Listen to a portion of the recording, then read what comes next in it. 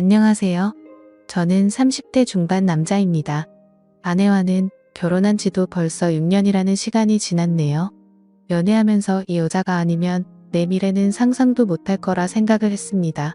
결혼식장에서 당당히 신랑 입장을 할 때라든지 신혼집 공사가 끝나 처음 둘이서 두 손을 꼭 붙잡고 집 안으로 들어설 때 정말 제 아내와 평생을 행복하게 백년해로할 것이라는 걸 믿어 의심치 않았어요. 바늘과 실 마냥 어디를 가든 둘이 꼭 붙어 다닐 거라 생각했던 저의 신혼생활은 생각보다 금방 끝나버리게 되었습니다. 맞벌이 부부를 생각하고 결혼을 했는데 결혼 6개월이 지나니 아내가 더는 힘들어서 못하겠다며 회사를 그만두고 전업주부를 하겠다고 나섰습니다. 아직 갚아야 할 대출도 있는데 아이가 생긴 것도 아니고 너무 이른 것 아니냐 했더니 아내는 대학 동창 누구는 이렇게 살고 옆집 사는 누구는 저렇게 산다 하면서 자기가 아는 사람 이름을 하나씩 대면서 걔들은 결혼하고도 회사는커녕 집에서도 손에 물도 안 묻히고 편하게 산다는데 자기는 돈까지 벌고 집안일도 해야 하느냐면서 둘 중에 하나만 하겠다고 하는 거예요. 당장 다달이 나가는 대출금 생각을 하니 아내가 하루라도 더 일을 해주는 게 좋겠다는 생각이 들었습니다. 그런데 막상 집안일을 내가 할 테니 회사에 나갔으면 좋겠다고 하니 또 자기 주변 사람들 이름을 대면서 쟤들은 남자 잘 만나서 호의호식하는데 나는 왜 이렇게 살아야 되냐며 짐을 싸서 친정으로 가버리더라고요. 제가 뭘 그렇게 잘못한 건지는 모르겠는데 결국 장모님한테 해명 아닌 해명을 하고 사죄까지 하고 난 뒤에야 아내가 회사를 그만두겠다는 조건으로 다시 집으로 데리고 왔습니다. 그런데 막상 또 아내가 항상 집에 있으니 집안일도 잘해놓는 것 같고 음식도 여러 가지 종류별로 해주는 게 썩 나쁘지가 않더라고요. 이건 나름대로 좋을 거라 생각했는데 그것도 잠시 아내가 전업주부 생활을 시작한 지 몇 개월이 채 지나지 않아서 매일매일 새로운 반찬은 고사하고 그나마도 따로따로 접시에 담아주던 반찬마저 유리 반찬 통째로 대충 꺼내주는 게 당연해졌습니다. 내가 퇴근하고 들어오면 뭘 그렇게 누구랑 연락하는지 휴대전화기만 밤새 들여다보면서 잠도 저보다 늦게 들고 그러니 당연히 아침에 늦게 일어나게 되고 아침도 더는 차려주지 않더라고요. 간단하게라도 아침을 먹고 나가는 게 든든해서 아침밥을 좀 먹고 싶다고 하니 아내는 내가 내 밥 차려주는 사람이냐면서 성질을 내더라고요. 자기는 아침을 먹으면 온종일 소화가 안 된다면서 먹고 싶으면 내가 차려 먹으라고 화를 내는데 그냥 그 뒤로부터는 출근길에 김밥 한 줄 사서 먹는 게 일상이 되었습니다. 그런데 이제 그때까지는 아무런 생각이 없었는데 아내가 밥 먹으면서도 휴대전화기만 쳐다보고 있고 잘 때도 마치 제가 잠들기만을 기다리는 듯 눈치를 보는 게 자꾸 신경 쓰이더라고요. 특히 제가 아내의 뒤쪽을 지나갈 때면 휴대전화기에 정신이 팔려 있다가도 화들짝 놀라기도 하니까 제가 의심을 하지 않을 수가 없었죠. 경험해보지 않으신 분들은 모를 겁니다. 설마 아내가 저를 두고 다른 사람하고 그것도 모레가 아니라 제가 집에 있는데도 불구하고 대놓고 연락하고 있다고 누가 생각이나 하겠어요. 저도 그랬고 그래서 처음에는 의심만 할 뿐 실질적인 조처를 할 수 없었습니다. 만약 그게 진짜였을 때 받게 될 충격이 어마어마할 테니 조심스러워지는 게 사람 마음이더군요. 하지만 점점 더 아내가 집에서 집안일을 하는 건지 뭘 하는 건지 모르겠을 정도로 집 상태는 엉망이 되고 있었고 아내는 더욱더 의심스러운 행동만 하고 있었습니다. 집에 있는 반찬이라고는 반찬 가게에서 사놓은 마른 반찬이나 저희 어머니나 처가에서 가져온 밑반찬 말고는 다른 걸 구경도 못 해봤는데 생활비 통장을 확인해보면 항상 현금이 인출되어 있고 잔액은 바닥을 치고 있었거든요. 그래서 하루는 아내한테 경고도 할 겸 아내의 반응을 떠볼 겸해서 생활비 통장이 아니라 신용카드로 바꾸는 게 어떻겠냐고 물어봤습니다. 신용카드로 하면 연말 정산할 때 더 편하기도 하고 적립금 같은 것도 쌓이니까 더 이득이지 않겠냐고 넌지시 한마디 했죠. 그랬더니 아내가 노발대발 정색을 하기 시작하는 겁니다. 저보고 내가 살림을 해봤느냐 어쩌느냐 하면서 자기는 그냥 마트에 가면 되는 걸 한 푼이라도 아껴보겠다고 시장에 가서 현금으로 결제해가며 깎아서 사는 거라고 그깟 현금 영수증 조만하면 어떠냐고 하면서 자기가 장을 현금으로 싸게 보는 게 더 돈을 아낀다 뭐다 하면서 성질을 내더라고요. 그때 제 의심은 확신이 되었습니다. 그래서 아내 모르게 해서 사람을 붙여봤지요. 아내가 제가 출근한 사이 다른 사람을 만나는 걸 알게 되는 데는 그렇게 오랜 시간이 걸리지도 않았습니다. 이미 그럴 거라 생각을 하고 있었다 보니 아내가 그렇다는 걸 알게 되었는데 그렇게 놀랍지도 않았지요. 오히려 놀라게 된 건 아내가 바람을 피우는 상대가 누군지 듣게 되었을 때 그때 훨씬 많이 놀라게 되었지요. 아내가 제가 출근한 사이 한껏 차려입고 동네에서 꽤 떨어진 곳까지 가서 만난 상대는 다른 사람이 아니고 제 동생 녀석이었습니다. 제 동생은 저보다 4살이 아래지만 아내로서는 아내 본인과 동갑이다 보니 결혼 전부터 저랑은 세대 차이가 난다 뭐라 하면서 동생하고 죽이 잘 맞는 모습을 보여줬었거든요. 그때는 동생이나 아내나 저를 노리면서 장난을 치는 거로 생각했는데 막상 심부름센터에서 아내가 저 몰래 만나고 있던 사람이 다른 사람이 아니라 제 동생이라는 사실을 알게 되니 피가 거꾸로 솟는 기분이었습니다. 그런데 심부름센터 직원이 덧붙이기를 둘이서 항상 카페에서 만나 1시간 정도 대화를 나누다가 그 다음으로 향하는 곳은 언제나 제 동생이 혼자서 사는 자취방이라는 겁니다. 말인즉슨 두 사람은 마치 누군가가 자기들을 알아보지는 않을까 눈치채고 있는 것처럼 매일같이 밖에서 만나기는 하지만 그 어떤 행각도 부리지 않고 카페에서는 조용히 대화만 나눈다고 하는 거죠. 사람이 집 앞까지 도착하면 마음이 풀리기 마련인데도 두 사람은 그 흔한 손 한 번 잡지 않는다고 하더군요. 그래서 아내가 매일같이 제 동생과 미래를 즐기고 있는 것은 사실이지만 그렇다고 해서 카페에서 매일같이 만나고 있는 것과 동생 집에 들어가는 걸 가지고 증거라고 들이밀기에는 조금 부족한 감이 있다고 하더군요. 제일 좋은 건 블랙박스가 되었든 집에서 녹음하던지 간에 어떻게든 두 사람이 저를 속이고 그러고 있다는 걸 입증할 만한 증거가 필요하다는 겁니다. 아니면 두 사람의 현장을 제가 덮치던가 하는 식으로 말이죠. 그러니까 이 심부름센터 사람도 이런 쪽 일이나 이런 경우는 굉장히 빠삭한 편인 베테랑이었거든요. 여태까지 짬으로 보기에 분명히 이 상황은 제 동생과 아내가 반드시 무언가 있을 거라는 확신이 있는데 괜히 헛다리 짚었다가 자기한테 피해가 갈 수도 있으니까 한 발을 빼는 것처럼 보였습니다. 그리고 나서는 3주를 따라 붙었는데 저렇게 매일같이 만나면서도 아무런 흔적을 남기지 않을 수는 없다고. 거기서부터는 저도 같이 협조해서 잡아내든지 아니면 자기들은 발을 빼겠다고 하더군요.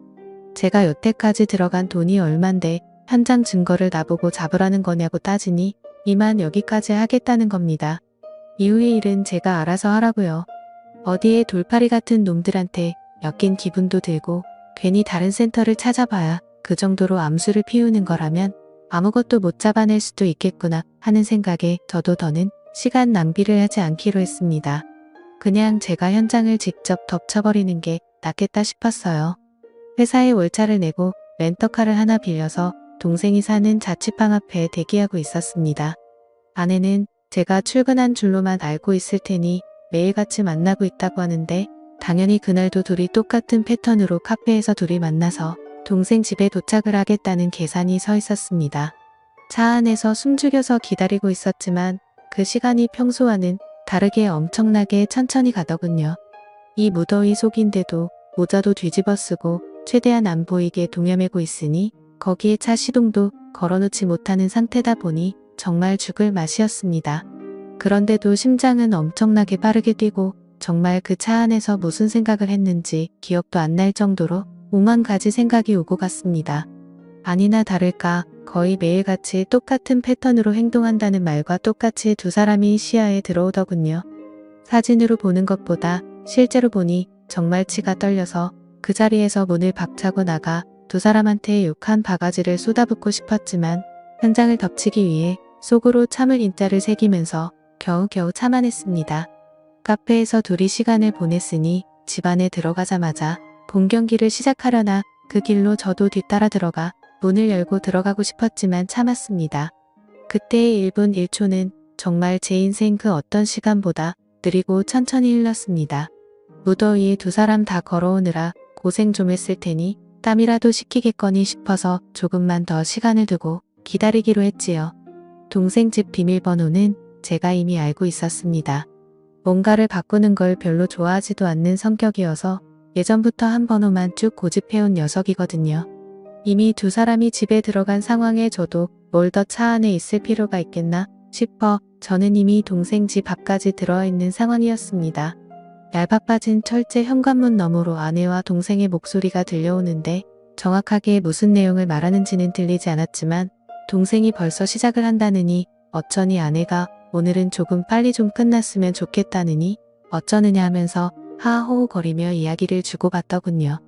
아니나 다를까 5분도 걸리지 않아서 두 사람은 뭘 하는 건지 문 너머로 들려오던 소음도 하나 들려오지 않고 조용하니 아무 소리도 들리지 않기 시작했습니다.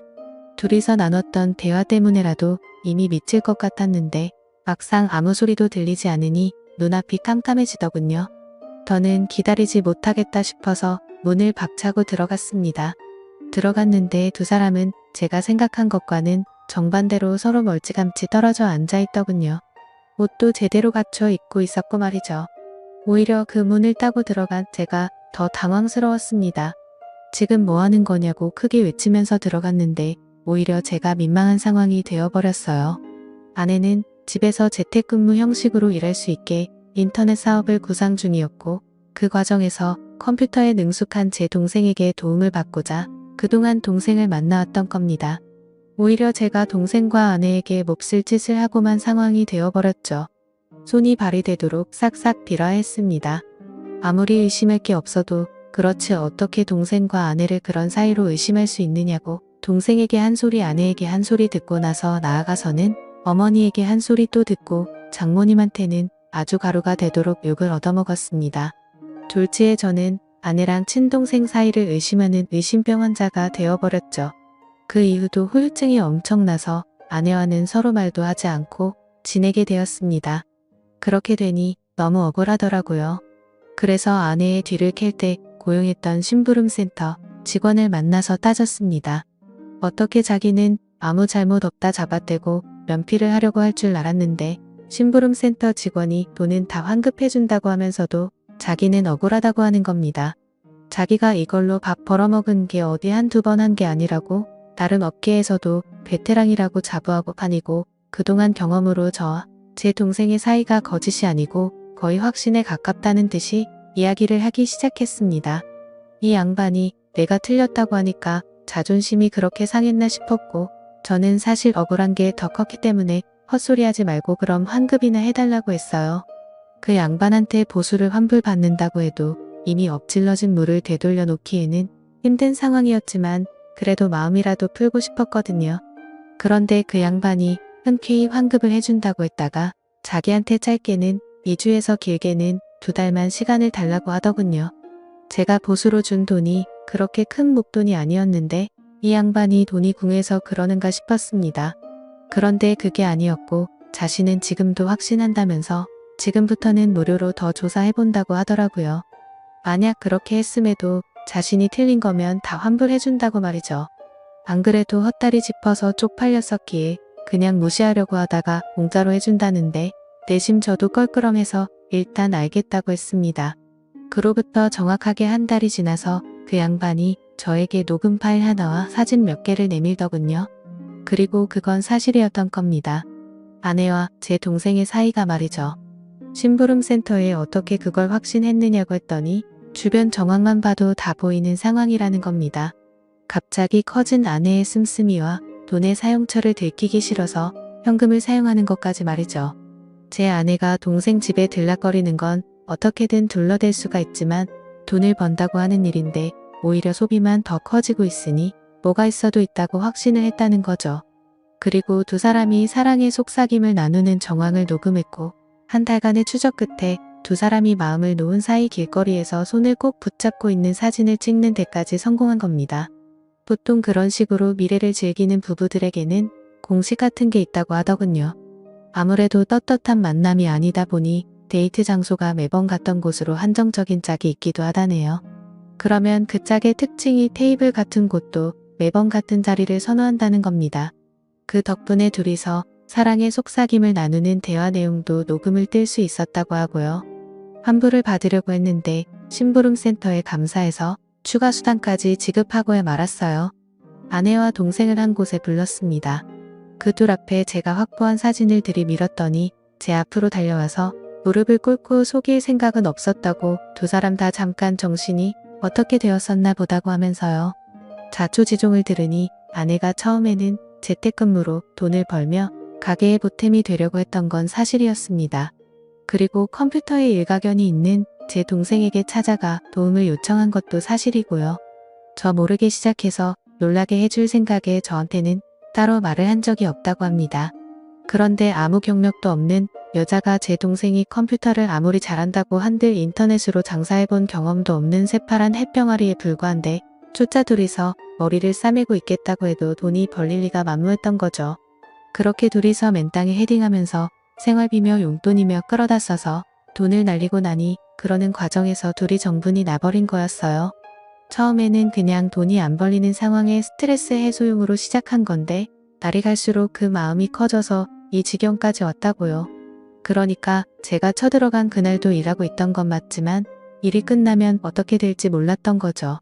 그런데 제가 좀 더 참지 못하고 현장을 확실하게 덮치지 못했을 뿐이었던 거였고요. 운도 참 지지리도 없다 생각 들었습니다. 조금만 더 참았으면 그때 이미 발견하는 거였는데 오히려 제가 성급하게 행동을 해서 두 사람한테 알리바이만 만들어준 꼴이 돼버린 겁니다.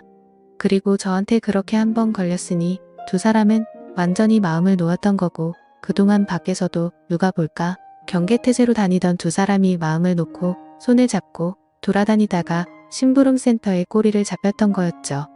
세상에 믿을 사람 하나 없습니다. 평생을 약속한 배우자와 저의 하나뿐인 혈육인 동생이 저를 두고 그런 행각을 벌였다고 생각해보세요. 여러분들이라면 어떠실 것 같은가요? 심부름센터 비용하고는 다 동생과 아내에게 뜯어냈고 위자료 청구까지 했습니다. 제 친동생에게까지 합의금을 뜯어내야 하는 게 참 어이가 없는 상황이네요. 두 사람이 얼마나 깊은 사이였건 간에 제정신이면 이렇게 저와 연을 끊고 나서도 둘이서 더 만나는 일은 없을 테지요. 아니 뭐 만나도 상관없습니다.